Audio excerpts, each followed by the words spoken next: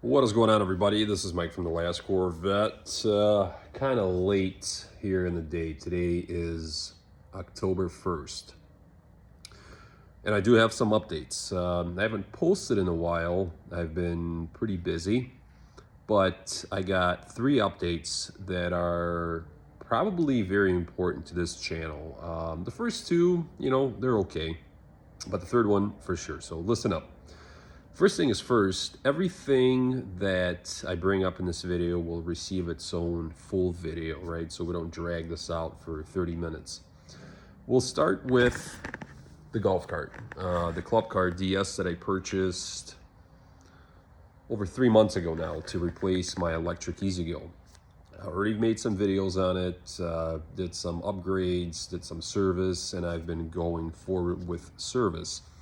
So in my golf cart update video, I will show you guys all of the adjustments that I did to the throttle linkage, explain the black box, throttle cable governor, all that good stuff, rev limiter. We'll also look at some hoses and basically a couple of lines that I replaced as well due to just age and cracking, dry rot essentially. We will also look at the belts. I ended up replacing both of the belts on this golf cart. As I was kind of going through the systems, I realized that the drive belt or the clutch belt and the starter/generator belt were pretty chewed up, and same thing, they had some cracks. Not to the point where they would just fly off at any given second, but definitely something that I had to replace. The only thing that's not going to be included in the next video, so today is Tuesday, I will probably post it Friday, Saturday when it comes to the golf cart, will be the shocks. The shocks are on their way. I got 4 shocks, 2 front, 2 rear. So this golf cart doesn't have like blown out shocks like the E-Z-GO did that I had to replace pretty much right away. These shocks are okay, but they're starting to purge out, or they're starting to show signs that they're leaking. So I'm going to replace them. They're en route. But like I said, if you're into golf carts, Club Car DSs, if you own one, if you're just into DIY, we're going to cover a lot of things in the next video when it comes to the golf cart. And we'll go through the symptoms, the troubleshoot process, and of course the repairs that I did. And one of the symptoms, or I should say 2 of the symptoms, they're both related, was a no start condition, which I kind of just ran into like a brick wall. And I think I made a video in my last post where I said I had my first breakdown, which was a no start, and also a restart condition where the golf cart would try to restart itself after coming to a full stop. All right, so topic 2. For pretty much the entire summer, I've been looking for a pickup truck. So the way it worked out is this. I had a 2021 Chevy Silverado Crew Cab, 4x4 All-Star Edition, for like 3.5 years. The truck was here to stay. It was a 2.7 Turbo Max, so it's a 4-cylinder turbo engine that GM puts in their Silverado Sierras, now Colorados and GMC Canyons, right? But the issue is I never used the truck as a work truck. I used it like an A and B vehicle, so to and from work. Yes, I did tow with the truck. Let's say picked up a pallet of mulch a couple of times a year, or whatever the case is. But it was never abused. Every 5,000 miles, I would, change the oil, change the filter, and yes, I would get proper oil type, weight, and filter, and all that stuff. So I took care of the truck, and the last year of ownership, I started to notice that it was burning or consuming oil, and it wasn't leaking oil. It was either burning oil through the engine or through the turbo. So even though the vehicle was still under warranty, I decided to get rid of the vehicle. And what made it easier for me to make that decision is I had a white Chevy Equinox that I also made some videos about on this channel as well, that I bought at auction. And pretty much right when I bought it, the market started to collapse, the used car market. So the interest rates went up, and the used car prices started to fall. So I was never in the negative on the Equinox, but it was a lot harder to sell, you know, a $20,000, $18,000 vehicle than ever before, right? Because money is not free anymore. People that have cash like that, they would rather either keep it, save it, or just buy a brand new vehicle versus cashing out on the used one, even though it was pristine. So I ended up driving that for like, I don't know, 2 months, and then I ended up selling it, so it's gone. I sold it. Now, when I sold the Equinox, the only other vehicle that I had, being that it was summer and the kids were off school, is the C6 Corvette. So this is kind of a nice bridge there. So I ended up driving the C6 pretty much throughout the summer, early fall. I put thousands of miles on it, which was awesome. I love the vehicle, you know, and I truly enjoyed driving it, either on 93 or ethanol. And you know, yeah, thousands of miles in comfort, never had any issues. And this was like the first time in a long time, probably a couple of years, where I had a chance to actually enjoy the vehicle and drive it every day to and from work, wherever else I had to go, besides if I had the kids with me. But in the meantime, I was looking to purchase a truck. So I was looking at new trucks. I was looking at slightly used trucks, so 2023, 2022, so essentially lease turn-ins. And I was looking at the big three. So I was looking at Ford, I was looking at GM products, I was looking at Dodge Rams, and I came like this close to purchasing a 2023, it's like an All-Star, Lone Star, Bighorn off-road package, which is very close to like a Rebel. You know, tow hooks, 1-inch lift basically, locking rear diff, blah, blah, blah, blah, blah. You know, it was pretty nice. And it only had like 20,000 miles on it, still under warranty with extended warranty, but I ran into some major issues with that truck, with that dealership, and that's something that I'll explain, you know, later on when I do a full video on. But what I ended up with is a Ford F-150. I did so much research, not only on the trim levels, the power, I mean, you name it, and I ended up getting a 2024 F-150. It's a crew cab, it's 4-wheel drive, and it's very, very awesome. You know, it's dark right now, but I'll try to, once again, make a full video about this truck. So one of the things that kind of sold me on this truck, besides that it's brand new, is the engine. So this one has the Power Boost. The Power Boost engine is, we'll say, the largest out of the Eco Boost engines, even though this is not an Eco, it's a Power Boost, because it's a hybrid, not a plug-in hybrid. This is like a regen hybrid. So you do have a electric motor, you do have a battery in this truck, and the only difference is you don't have to plug it in overnight. It uses the motor basically as a generator to recharge the battery, and then the electric motor kicks on and off. You know, I had to get used to this truck when I first started driving and when I first got it, because when you start it, there's no noise. You know, it's like you don't even know, even when you remote start it, it doesn't, you know, like kick the engine or start the engine right away. But if you look at the Power Boost on an F-150 scale, so I have a 2024 Ford Expedition as well, and that one has a 3.5 EcoBoost. It's a 440 horsepower and whatever torque it has, I think right around the same numbers. But this one on F-150 scale is right behind the Ford Raptor, the supercharged, the 5.2 Raptor, the V8 Raptor. So the Power Boost has 430 horse and 570 foot-pounds of torque and tows like over 13,000 pounds.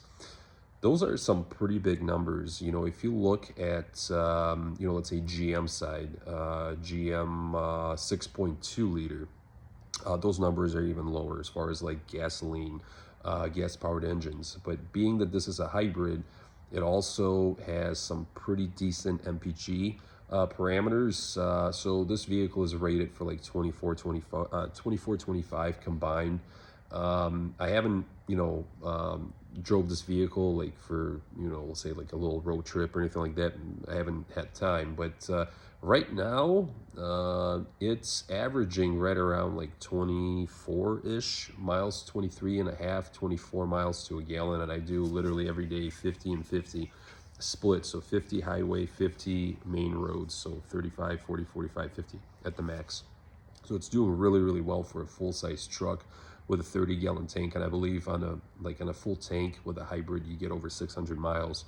We'll find out as we get into it. But yeah, I mean, towing capacity, power, you know, all the features and gadgets that come, you know, in these F-150s, you can't compare them to GM. You can't compare them to Dodge, especially now. Dodge, I really looked at a brand new Ram, and you know, the only choices you have now is the V6 3.6, or you have a 6-cylinder twin turbo Hurricane, which is unproven.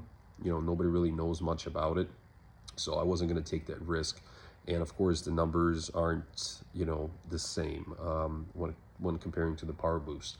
So we'll do a full video on the Power Boost. I will kind of show you what it looks like. It's a white truck, Tremor wheels. It's the blackout package or whatever. Of course, one of the cool options that I'll tell you now before I move on to the third and final topic is the Blue Cruise, man. I've tried it out. It's pretty badass. Autonomous driving. You know, it's not something you're going to use every day. I just used it a couple of times just to try it out, and it does pretty well. You can literally sit back and just chill there, you know, turn the blinker on, switch lanes, and it'll do everything for you. But definitely if you go on, you know, like road trips or something like that, longer drives, it'll definitely come in handy. All right, so if you guys notice, there's a golf cart right there, which I showed in the beginning of this video, and we're missing something, which is a C6 Corvette. So the C6 Corvette has been sold now for over a week. Yes, I started this channel based on the C6 Corvette, the Chevy Power, and all this stuff, right? I mean, I don't know how many videos I've posted specific to my black C6, the Chevy Power C6. And I sold it within a week to a individual from Michigan. I think I had it on for like 4 days, maybe 5 days at the most. And the person fell in love with how the vehicle was put together, right? So like my vision, right? It's a mild street car. It's not some kind of a crazy race car. Can run on 93 pump, where you can go anywhere.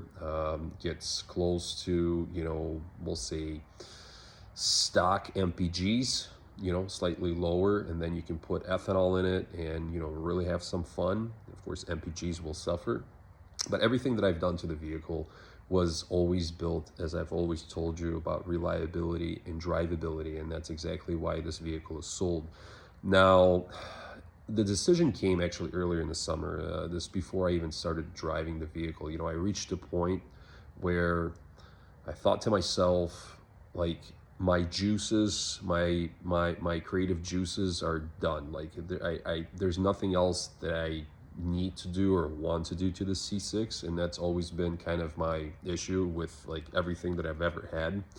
Like, when I make it perfect, I usually get rid of it for some reason, because I just get not tired of it. I love the vehicle. Like I said, I drove and put thousands of miles on it, but I get semi-bored with it. And yes, I still have the heads and cam that I bought from Texas Speed. I've had it for a couple of years. I'll be selling it now.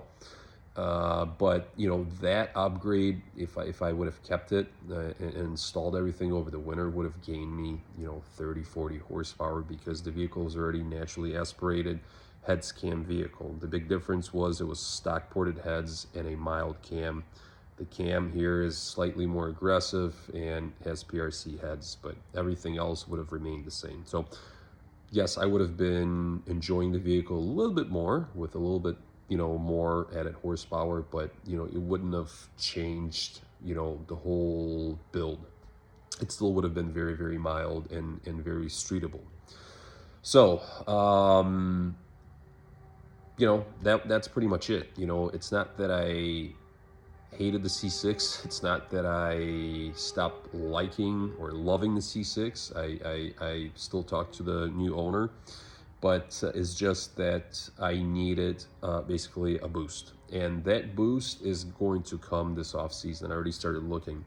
So I'm looking at either a C606. C6 platform is obviously very close to my heart. I love C6. I also like C5s as well, but C6s with this last Chevy Power that I had since like late 2018 now. You know, like I know so much about them. I've done so much to it over the years, and it's all here on this platform. And so that would be a pretty smooth transition to jump into LS7 and build that into a street car. And of course, the next Corvette is going to be a manual transmission. But I'm also looking at C706s as well, so a gen newer. We'll see. I'm looking at auctions just like the C6, just like the Equinox. You know, we'll see what's out there. I got my, you know, kind of eyes out there, my fingers out there, looking at different vehicles, you know, watching different vehicles. And between a C6 and C7, we'll for sure put that Chevy Power license plate on a different Corvette. It could be within weeks, months, but for sure before the spring comes, we'll have another Corvette, and we'll have another vehicle to, you know, make my own. And I'll show you, of course, everything that I do to it as well. I'm pretty excited about it. You know, this is going to be more of a aggressive build, being that it's going to be a Z06, regardless if it's a C6 or a C7. But it's going to be a little bit more, we'll say, performance-based versus street-based, right? So it's going to be more of a race-type vehicle. And I'm pretty excited about that. I'm excited to kind of switch it up from like aesthetics and, you know, 400 plus horse to more of just raw power and 600 plus horse. So we'll see. So like I said, golf cart video is going to come out first. Then we'll do the F-150. It's a pretty badass truck. And then we'll do a full video about the Chevy Corvette, and I'll just kind of give you guys my take on, you know, the vehicle, the condition, why I sold it, and of course, what's next. You guys have a good night.